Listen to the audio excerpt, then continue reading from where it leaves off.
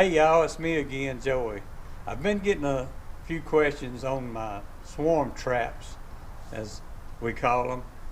My buddy Mike Berry don't like to call them swarm traps because we're not really trapping bees, and I understand that. It's more like a swarm lure box or swarm catch box.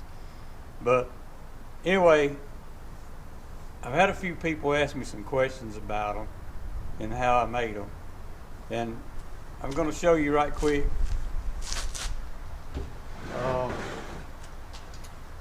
What I've done. I got a video that I posted last year on this box, basically explaining everything about it.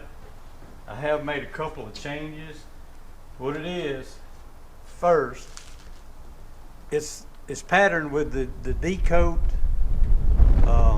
nuke box system. Now I'll post that in the comments, but you can go online and find it. It's for a 5-frame nuke box, and basically the only thing I did, where it calls for 10.25-inch deep box, I made it 20.5. I did that for a couple of reasons. The first reason was when you put your frame in there, you see it only hangs to about here, so you got a big void down in here, and the bees, they say they measure them, but the bees sense a bigger volume, so basically you get a larger swarm. But that was one reason I did it. And another was, if it didn't work good for me, I could cut it in half and put another bottom on it and make another top, and I'd have 2 nuke boxes. Now I'm going to tell you this. Before, I used to always like to like using a regular 10-frame box.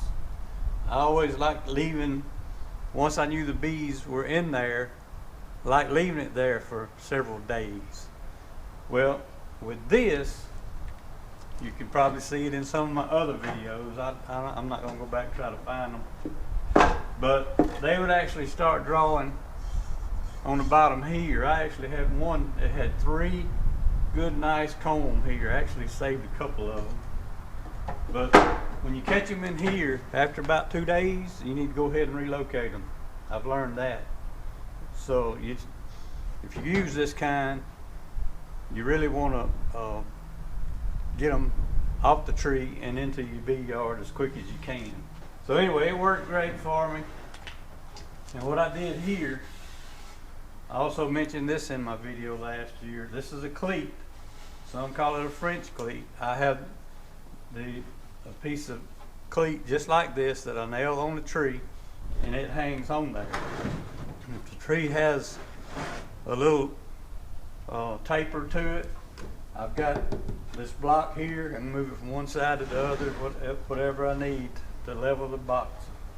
Now, what I didn't cover last year was anchoring the lid down. I might have mentioned it, but I didn't talk about it too much. But now I'm screwing the lids down.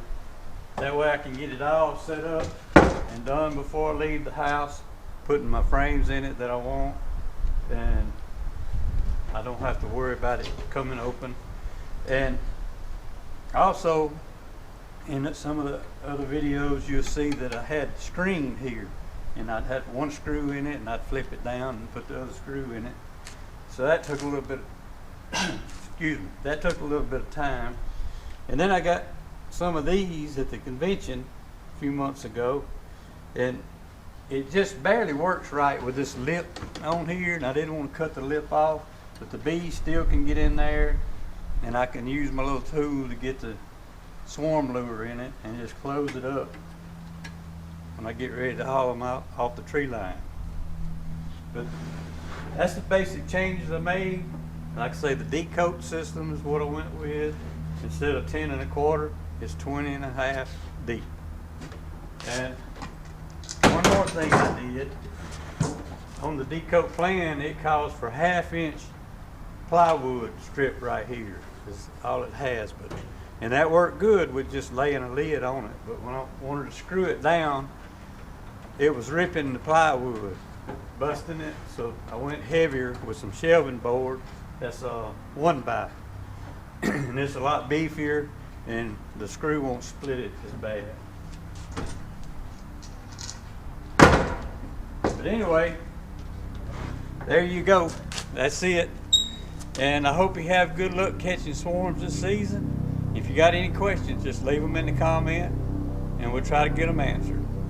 Until next time, thanks for watching.